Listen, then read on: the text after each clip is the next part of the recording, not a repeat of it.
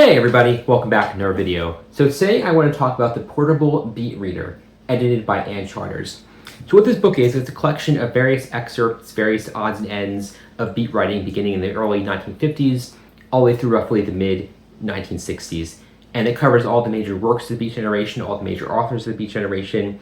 And it's very interesting to learn about the Beat Generation by looking primarily at their actual writing.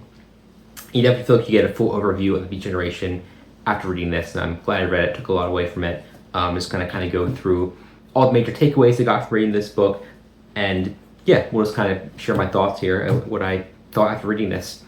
And at the very beginning of this book, it talks about how throughout history you tend to see clusters of writing communities appear, sometimes sharing temporal or spatial proximity. And a good example of that would be the Lost Generation, a group of writers after World War I. But the Beat Generation appeared after World War II. And they're a good example of these different writing communities that pop up throughout history.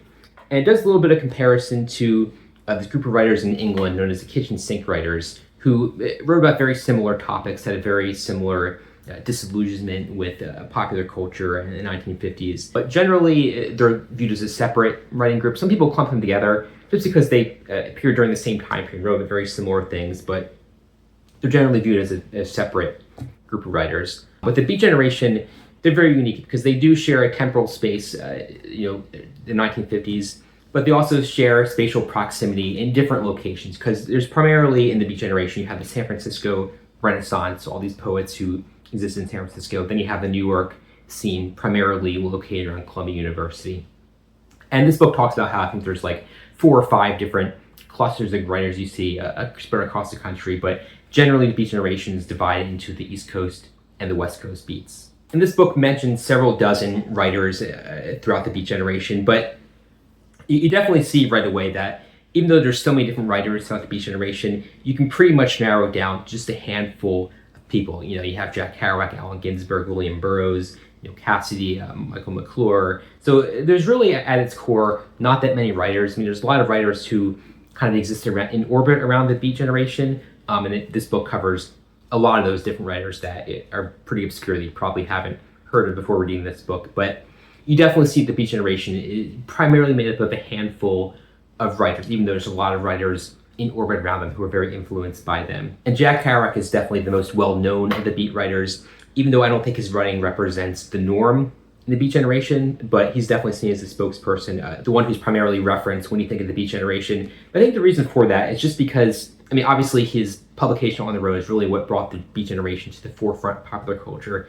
But I think his writing is definitely the most accessible. It's definitely the most relatable. It's the easiest to read. And his writing definitely highlights all aspects of the Beat Generation. He definitely tells a narrative that covers the entire history of the Beat Generation during his lifetime. So in that regard, he's very significant. But he's definitely not the norm. After reading this, I see that there's so many different other writers who definitely capture the norm of the Beat Generation.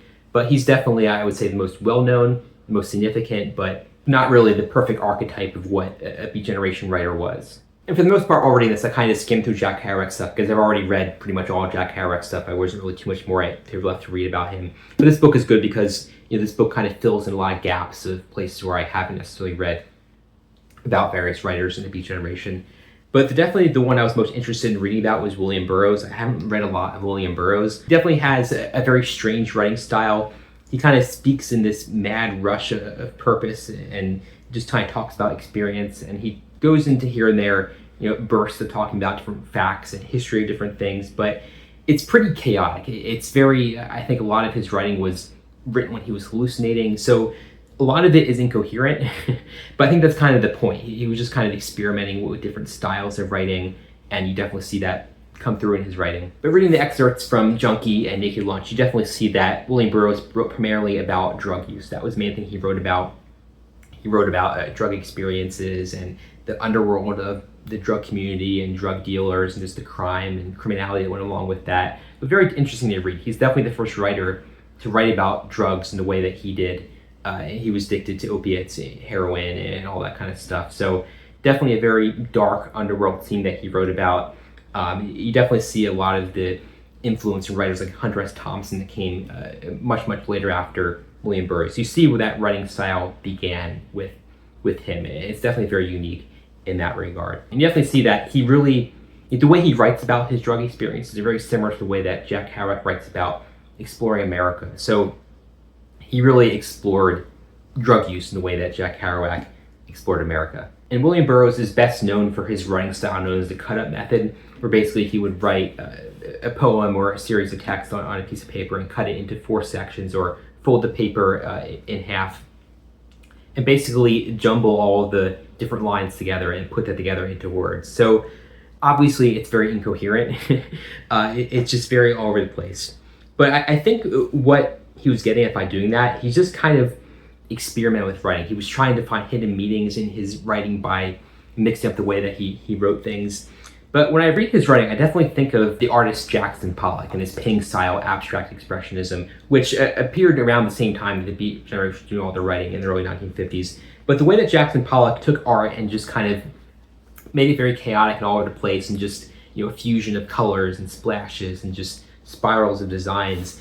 He was kind of taking art and just kind of experimenting with it, taking it in a new direction. And that's kind of what William Burroughs did, but with writing. He just kind of took writing and just mixed up and just made it very chaotic and crazy, like one of Jackson Pollock's paintings. And I think by comparing the Beat generation to abstract expressionism and painters like Jackson Pollock, you definitely see that there was a much broader art movement happening primarily around the New York City area during this time period. And it wasn't just the Beat generation experimenting with abstract art form. It was even bebop musicians doing experimentation with jazz. So there's a lot of just experimentation, a lot of avant-garde art happening around this time in America.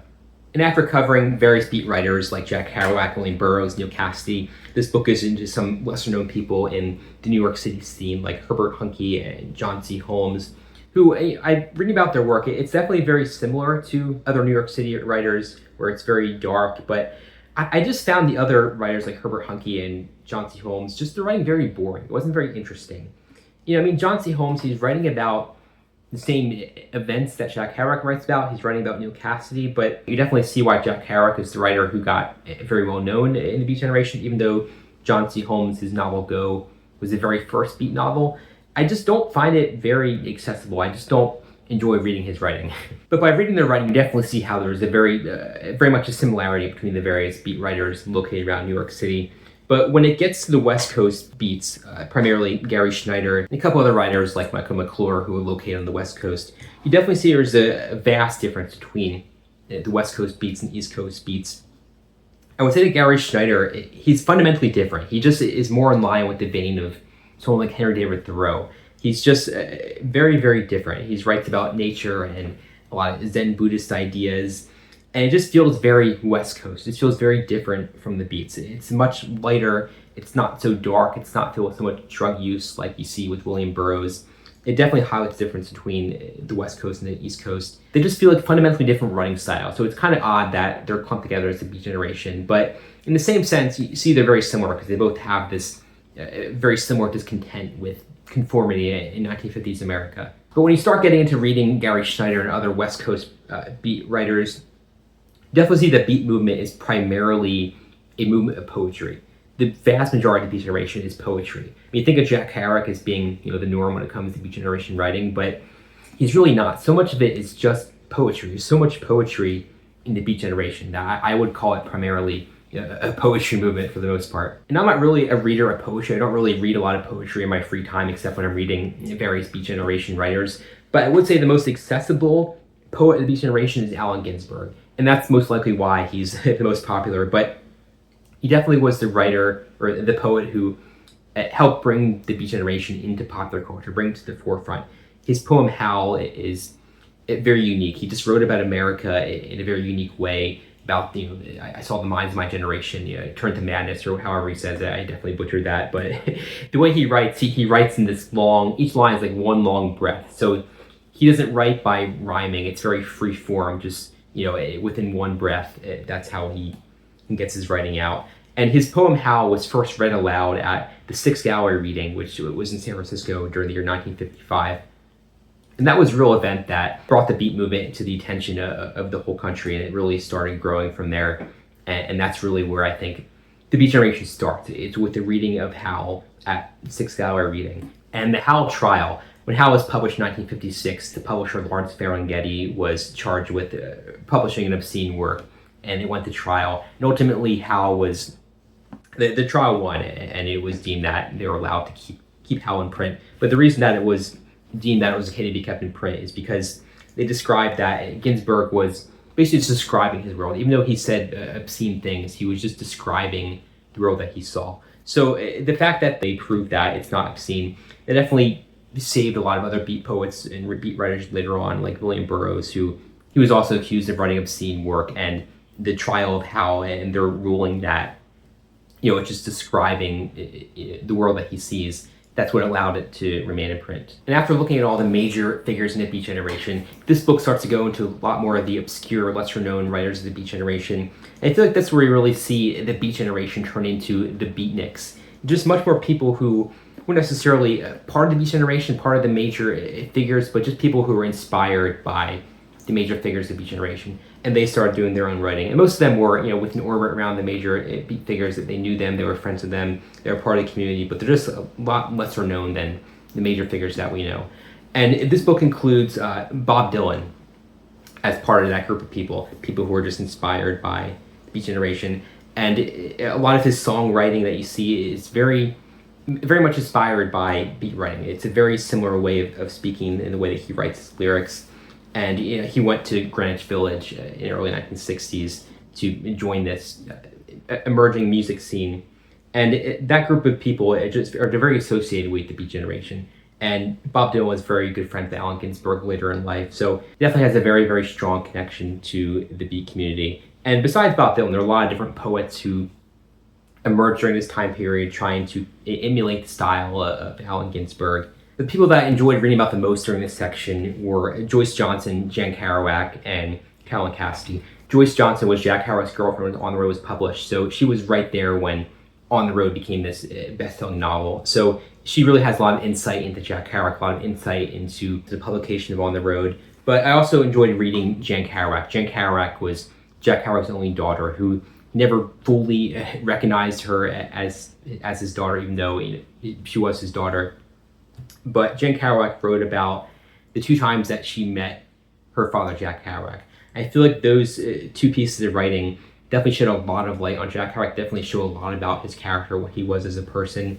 But that's all this book has. It just has those two sections where she talked about her father. I've never read any of her other works. I assume most of her work is autobiographical, but at least those two pieces do shed some light on the Beat Generation. It's interesting to read that, even though she published her work much, much later. And Carolyn Cassidy's work, she's in this book too. Her work is very interesting because she was a lover of Jack Kerouac, Neil Cassidy's wife. So she had a lot of insight into them as people. And I feel like she kind of sets the record straight when it comes to talking about Jack Kerouac, Neil Cassidy. So I think she's very a key writer to read when it comes to Beat Generation. But even though these people were obviously very involved with Beat Generation, they're definitely writers who were within orbit around the Beat Generation. They're writers who came out after the major beat writings. So reading their work definitely feels very different from reading the major popular beat writers. So after reading 600 pages about the Beat Generation, you definitely see the Beat Generation, they're writing what they did. They were trying to bring the subconscious to the surface in their mind and kind of write a very raw writing form, just kind of write from the very depths of their soul and just try to find truth in the writing. So they definitely were a very unique writing group in the way that they just kind of analyzed themselves, analyzed the world, and just kind of looked at this world as a very dark place that they tried to find meaning in. And you definitely see a lot of use of peyote in their quest to kind of channel their subconscious. They tried to use drugs in different ways, freeing their mind. Definitely jazz music and marijuana were a big way they tried to do that. They definitely saw music in a very spiritual sense. They definitely tried to channel a lot of energy music in their writing as much as they did with drug use like marijuana. You definitely see how the beats or use of jazz and marijuana definitely foreshadows use of rock music and LSD when it comes to the hippies. So you see at the very beginning of this process happening, the way that they try to find meaning in their life is the way that the hippies try to find meaning in their lives in the decade following. I think one of the factors that had the biggest influence on the Beat Generation and their writing style was the weight of the nuclear bomb, the weight of World War II and the Holocaust. All these events were in very recent memory, and it was subconsciously on their mind when they did their writing, and they saw the world as a very dark place. They saw this darker side of humanity. And at the very end of this book, they have a couple essays that analyze Beat Generation, and Norman Mailer writes one essay talking about the Beat Generation, and he mentions how, I don't know if I necessarily agree with him fully, but he talks about how the conformity of the 1950s was really rooted in fear of nuclear war, fear of what happened during the Holocaust.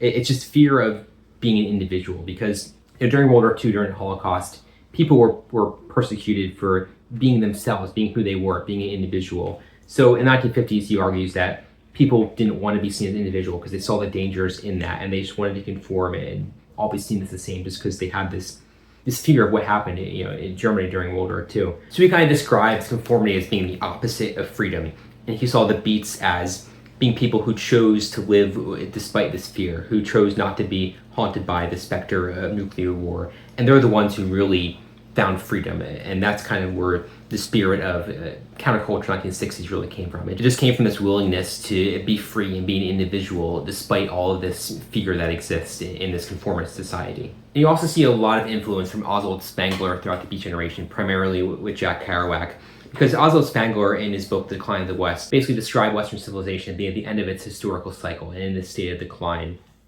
And in this state of decline, there's a lack of originality in art, and the Beats were trying to find originality. They were trying to redefine the way that writing was done, redefine the way that poetry was done, by just trying to find the fringes of creativity that hadn't yet been touched by popular culture.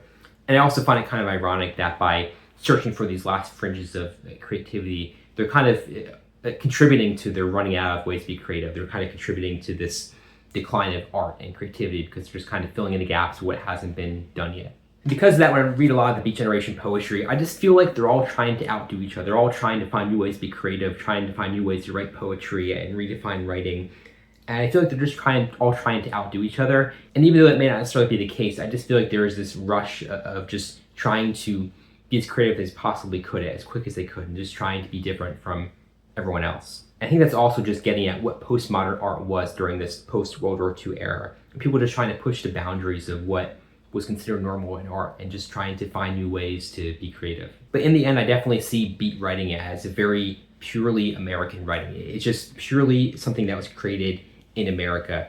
And it's not, I don't think, patriotic. It's not American in the sense that they were, in love with the idea of freedom and the idea of liberty. They were more just haunted by America. They were in love with the broken beauty of just the chaos that they saw in this post-World War II world, in this era of conformity where they felt that a lot of art and originality was dead, and they were trying to be original. I feel like they were kind of just rummaging through the ruins of what was left, looking for something real, looking for truth, looking for meaning.